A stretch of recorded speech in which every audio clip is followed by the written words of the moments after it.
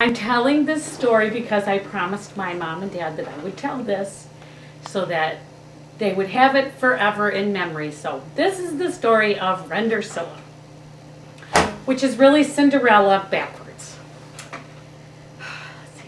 Rendercilla lived in a hig house with her two fig-sat bugly stepsisters and her steen mingy mepstother. And they paid more Rendercilla, flubbed the scores and dashed the wishes all lay dawn.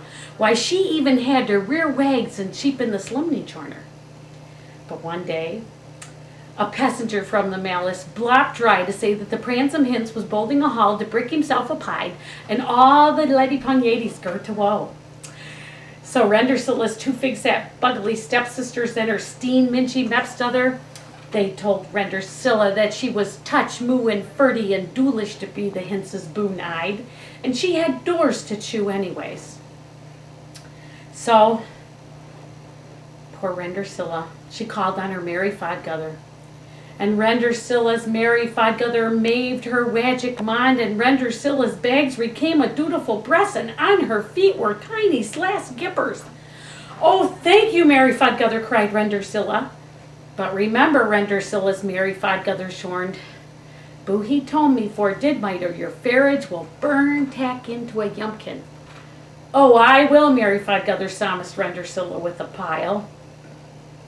But on the Bay of the Doll, when Rendercilla bought to the gall, nobody knew who she was. Not even her two fig-sat bugly stepsisters or her steen mingy mepstother. But the pransome hints, why, he thought Rendercilla was the most beautiful merle he had ever manced to cheat, and he daved every chance for her. Well, they were glancing in the garden when the sock cluck did might. "No, ho, I guess bo," cried Rendercilla as she fan for her carriage, only to find that it had burned tack into a yumpkin and her poor horses were heise again.